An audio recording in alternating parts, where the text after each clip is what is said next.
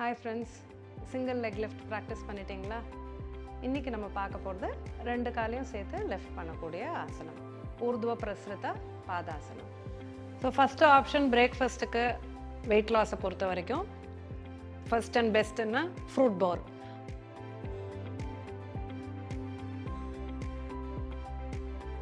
முதல்ல சொன்னா போலே தான் லையிங் சமஸ்திதி, நல்லா தலை காலை எல்லாம் ஒரே லைனில் அலைன் பண்ணியிருக்கணும். சில பேருக்கு பார்த்தீங்கன்னா கழுத்து ஃப்ளாட்டாக தரையில் படாது, இந்த மாதிரி கழுத்து லிஃப்ட் ஆகிருக்கும். ஸோ இவங்களுக்கு ப்ராக்டிஸ் பண்ணுறச்சே நம்ம லெக் லிஃப்ட் பண்ணான்னா கழுத்தில் ஸ்ட்ரெயின் ஆகும். ஸோ நீங்கள் உங்களை படுத்துட்டு உங்கள் நெக்கு பொசிஷனை அப்சர்வ் பண்ணுங்கள். ஸோ இந்த மாதிரி தலை தூக்கிட்டுன்னா நம்ம இந்த கேப்பை ஃபில் பண்ணுற அளவுக்கு மெல்லிஸாக ஒரு டவலை மடித்து போட்டுக்கலாம், இல்லைன்னா முன்னாடி இடுப்புக்கு சொன்ன மாதிரியே ஒரு குஷனை போட்டுக்கலாம். So chin down. So throughout இந்த கால் லிஃப்ட் பண்ணக்கூடிய எல்லா மூமெண்ட்ஸுமே நல்லா கான்ஷியஸாக சின்ன ப்ரெஸ் பண்ணிட்டு தான் பண்ண போகிறோம். சிங்கிள் லெக்லேயும் கண்டிப்பாக அதை நீங்கள் பண்ணணும். பட் சிங்கிள் லெக்கில் அவ்வளோ ஸ்ட்ரெயின் இருக்காது. ரெண்டு லெக்கு சேர்த்து பண்ணுறச்சே இது நீங்கள் ரொம்பவே முக்கியமாக கவனிக்க வேண்டியது ஒரு பொசிஷன். ஸோ எப்போ நீங்கள் ரெண்டு லெக்கும் சேர்த்து லிஃப்ட் பண்ணுறச்சே நல்லா கழுத்தை கீழே சின் ப்ரெஸ் பண்ணிக்காங்க. முதல்ல சொன்ன மாதிரி லையிங் டவுன் சமஸ்திதி.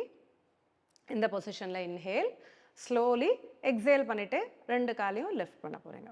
உங்களுக்கு எவ்வளோ முடியுமோ அவ்வளோ லிஃப்ட் பண்ணால் போகிறோம். ஆஸ் யூ லிஃப்ட் நல்லா டோஸ் உங்களுக்காக திரும்ப போகிறது. இன்ஹேல், டோஸை வெளில தள்ளிட்டு மெதுவாக காலை கீழே கொண்டு வந்துடுங்க. ஸோ வயரால் தான் நம்ம லெக் மூவ்மெண்ட்டை கண்ட்ரோல் பண்ண போகிறோம். ஸ்லோவாக கொண்டு வரணும். கீழே ஃபோர்ஸ்ஃபுல்லாக ஜெர்க்கியாக காலை கீழே போடக்கூடாது. அதே மாதிரி காலை லிஃப்ட் பண்ணுறச்சே தம் பிடிச்சிட்டு ஃபோர்ஸ் பண்ணிவிட்டு முதுகை ஸ்ட்ரெயின் பண்ணிலாம் நம்ம லிஃப்ட் பண்ணக்கூடாது. உங்களோட ப்ரீதிங்கோடு சேர்த்து தான் நம்ம பண்ண போகிறோம். எக்ஸேல், முதல்ல பிரெத் வரைக்கும் ஸ்டார்ட் பண்ணணும். ஸோ எக்ஸேல் ஆரம்பித்ததுக்கு அப்புறம் தான் கால்களை லிஃப்ட் பண்ணணும். Start your exhale, lift your Lex. Dose உங்களுக்காக திரும்பணும். இன்ஹேல், நல்ல டோஸை வெளில தள்ளிட்டு மெதுவாக காலை கீழே இறக்க போகிறீங்க. ஸோ இது முதுகு வலி இல்லாமல் கம்ஃபர்டபுளாக ப்ராக்டிஸ் பண்ணக்கூடியவங்களுக்கு உண்டான வேரியேஷன். ஸோ இதுதான் கரெக்ட் மெத்தட். பட் எல்லாருக்கும் அப்படி இருக்குமா? இருக்காது. நமக்கெல்லாம் ஸ்டார்டிங்கில் ஏதாவது ஒரு டிஸ்கம்ஃபர்ட் இருக்கும், முதுகு வலி இருக்கும். அந்த சிங்கிள் லெக்கு சொன்ன எல்லா வேரியேஷனும் இதுக்கும் அப்ளை பண்ணிக்கலாம். நம்ம கால்களை மடிச்சுக்கோங்க. ஸோ இது கம்ஃபர்டபுள் பொசிஷன். நம்ம இதுலேருந்து போத் லெக்ஸ் எப்படி லிஃப்ட் பண்ணுறது பார்க்கலாம். ஸோ இந்த பொசிஷனில் இன்ஹேல், எக்ஸேல், ரெண்டு காலையும் மெதுவாக தூக்க போகிறோம். இன்ஹேல், காலை மடிச்சுட்டு கீழே வச்சிடலாம். ஸோ இது ஃபஸ்ட்டு ஈஸியர் வேரியேஷன். அடுத்த ஈஸியர் வேரியேஷன் லெக்ஸ் அப், பாதி மடிச்சுட்டே தூக்கிக்கலாம். ஸோ இப்போ நீங்கள் லிஃப்ட் பண்ணுறீங்க, இந்த பொசிஷன்லேயே நிறுத்திக்கலாம். ஸோ ஃபுல்லாக ஸ்ட்ரெயிட்டன் பண்ண முடிகிறவங்க பண்ணலாம். இதுலேயுமே காலை கொஞ்சம் இன்க்ளைனில் வச்சுக்கலாம். சாஞ்ச மாதிரி வச்சுட்டு லைட்டாக முட்டி மடித்த மாதிரியே நிறுத்திக்கலாம். Exhale, down.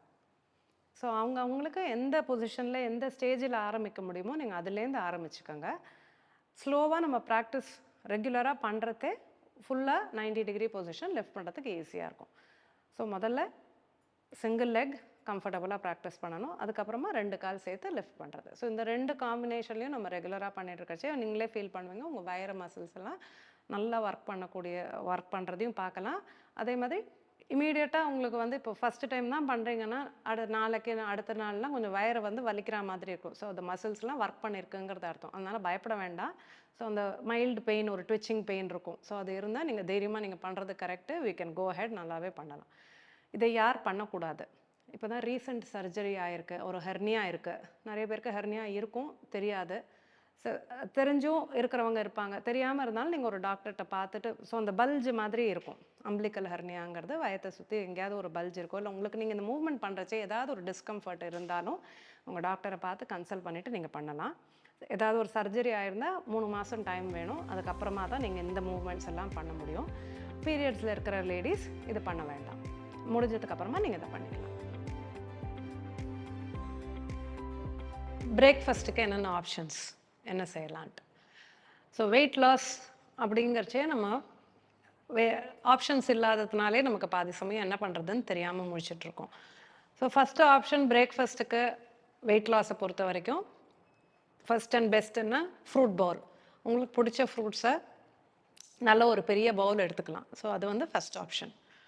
இல்ல எனக்கு ஃப்ரூட்ஸ் சாப்பிட்டா மாதிரியே இருக்காது அப்படின்னா, ஒரு வெஜிடபிள் சலாட் பவுல் எடுத்துக்கோங்க. மிக்ஸ் பண்ணிக்கலாம். இல்லன்னா ஒரு ஒரு சின்ன பவுல் ஃப்ரூட்ஸ், ஒரு சின்ன பவுல் வெஜிடபிள்ஸ். ஸோ இந்த மாதிரி காம்பினேஷன்ல எடுத்துக்கலாம். இது ஒரு ஆப்ஷன். அடுத்த ஆப்ஷன் என்னன்னா, நல்லா ஒரு கைப்பிடி அவல் ஊற வச்சுக்கோங்க. சிகப்பு கைக்கூத்தல் அவல் இருந்தா பெஸ்ட்டு. ஒரு 5 நிமிஷம் இந்த நல்லா தண்ணீல ரொம்ப மெல்லிசா அவல் இருந்ததுன்னா, நீங்க ஜஸ்ட் வாஷ் பண்ணிட்டு வைக்கிறச்சவே சாஃப்ட்டா ஆயிடும்.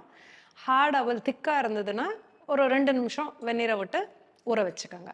அத நல்லா ஸ்ட்ரெயின் பண்ணிட்டு, கூட பச்சை துருவின தேங்காய், ஒரு 1/2 வாழைப்பழம், 2 டேட்ஸ் இதெல்லாம் வந்து நீங்க காம்பினேஷனா சாப்பிடலாம். ஸோ இது வந்து உங்களுக்கு ஒரு ஹோல்சம் மீலா இருக்கும் ஆக்சுவலா பிரேக்ஃபாஸ்ட்டுக்குன்னு பார்த்தாலே. இதோட பச்சை பயிறு ஸ்ப்ரவுட்ஸ் பிடிக்கிறவங்க கொஞ்சம் ஸ்ப்ரவுட்ஸையும் ஆட் பண்ணிக்கலாம். ஸோ இது வந்து இன்னொரு ஆப்ஷன். ஸோ இதெல்லாம் நீங்க மாத்தி மாத்தி கூட எடுத்துக்கலாம். ஒரே காம்பினேஷன் எவ்ரிடே எடுத்தாலும் நமக்கு போர் அடிச்சு போயிடும். ஸோ ஒரு நாள் ஃப்ரூட்ஸு, ஒரு நாள் ஃப்ரூட்ஸ் அண்ட் வெஜிடபிள் சலாட், ஒரு நாள் வெறும்ன வெஜிடபிள் சலாட், ஒரு நாளைக்கு வந்து இப்ப சொன்னா அவல் எடுத்துக்கலாம். ஒரு நாள் அவலுக்கு பதிலா நல்ல ஸ்ப்ரவுட்ஸ், பச்சை பயிறு ஸ்ப்ரவுட் பண்ணி எடுத்தத தேங்காய், பேரிச்சம்பழம், 2 சின்ன வாழைப்பழம். ஸோ இப்போ வாழைப்பழம் நம்ம வந்து யூசுவலா வெயிட் லாஸ்க்கு வாழைப்பழம் வெயிட் ஏத்தும்னு சொல்லுவோம். ஆனா நாங்க இப்ப நீங்க சாப்பிடுறது வந்து பிரேக்ஃபாஸ்ட் சப்ஸ்டிட்யூட். ஆஸ் அ பிரேக்ஃபாஸ்ட்டா சாப்பிட்டீங்கன்னா பரவால்ல. சின்னதா இருக்கக்கூடிய கற்பூரவல்லியோ, மலை வாழைப்பழமோ, ஏலக்கியோ அந்த மாதிரி இருக்கிறத நீங்க எடுத்துக்கலாம். ரொம்ப பசிச்சதுன்னா 2 கூட எடுத்துக்கலாம் சின்னதா இருந்தா. இல்லாட்டா 1 போதுமானது. நீங்க நல்ல தேங்காவ உங்களுக்கு பிடிக்கிற அளவுக்கு இன்க்ளூட் பண்ணிக்கலாம். ஸோ டேட்ஸும் இன்க்ளூட் பண்ணியிருந்தீங்கன்னா, உங்களுக்கு வந்து அது ஒரு ஹோல்சம் மீலாவும் இருக்கும். டேஸ்ட்டும் ரொம்ப நல்லாயிருக்கும். இத தவிர வேற என்னலாம் எடுத்துக்கலாம்? கம்பு கஞ்சி, கேழ்வரகு கஞ்சி இதெல்லாம் நீங்க வந்து ஹோல் கிரெயினா இப்ப நாளைக்கு காலையில கம்பு கஞ்சி எடுத்துக்கணும் பிரேக்ஃபாஸ்ட்டுக்கு. அப்படின்னா என்ன பண்ணணும்னா, இன்னைக்கு காலையில நல்லா கம்ப வாஷ் பண்ணி நல்ல தண்ணீல ஊற வச்சுருங்க. ஸோ மதியத்துக்கு மேல அட்லீஸ்ட் ஒரு 6 ஹவர்ஸ் ஊறட்டும். 6 to 8 ஹவர்ஸ் இருந்தா நல்லது. ஸோ அந்த நல்ல ஊற வச்ச தண்ணீலயே 8 ஹவர்ஸ் கழிச்சு நல்லா குக் பண்ணிடுங்க. ஓப்பன் பாட் குக்கிங் பண்ணா பெஸ்ட்டு. அது முடியாதவங்க டைம் இல்ல, எனக்கு தெரியாது அப்படின்னீங்கன்னா பரவால்ல. டு ஸ்டார்ட் வித் ப்ரெஷர் குக்கர்லயாவது குக் பண்ணிக்கோங்க. நல்லா வெந்ததுக்கு அப்புறமா ராத்திரி வந்து அதில இன்னும் கொஞ்சம் வாட்டர் ஆட் பண்ணி மூடி வச்சுருங்க. கம்பையும் அந்த மாதிரி பண்ணலாம், கேழ்வரகையும் அந்த மாதிரி பண்ணலாம். கேழ்வரகு நமக்கு பவுடரே கூட கிடைக்குது ஈஸியா. ஸோ உங்களுக்கு ரா ரா கிரெயினா உங்களுக்கு கேழ்வரகு யூஸ் பண்ண தெரியல, இல்ல கஷ்டமா இருக்குன்னா, இனிஷியலா நீங்க பவுடர் யூஸ் பண்ணிக்கோங்க. ஸ்லோவா நீங்க வந்து ரா கேழ்வரகை எப்படி யூஸ் பண்ண ஆரம்பிச்சுக்கலாம். ஸோ இத வந்து நல்லா குக் பண்ணத நைட் இன்னும் கொஞ்சம் வாட்டர் ஊத்தி மூடி வச்சுருங்க. ஸோ நெக்ஸ்ட் டே மார்னிங் அதில கொஞ்சமா உப்பு போட்டு, மோர விட்டு நல்லா நீரக்க கரைச்சு அது குடிக்கலாம். அதுவே நம்மளுக்கு வந்து நல்ல ஃபில்லிங்கா இருக்கக்கூடிய பிரேக்ஃபாஸ்ட்டா இருக்கும். ஸோ கொஞ்சமா அதில ஒரு சின்ன வெங்காயத்த ஒரு 4, 5 நறுக்கி போட்டும் இதில சாப்பிடலாம். ஸோ இது வந்து ஒரு ஹோல்சம் பிரேக்ஃபாஸ்ட். ஸோ இத்தனை பிரேக்ஃபாஸ்ட் ஆப்ஷன்ஸ் இருக்கு. நீங்க இதில எத ட்ரை பண்ணாலுமே உங்களுக்கு அந்த வெயிட் லாஸ்க்கு ரொம்பவே ஹெல்ப்ஃபுல்லா இருக்கும்.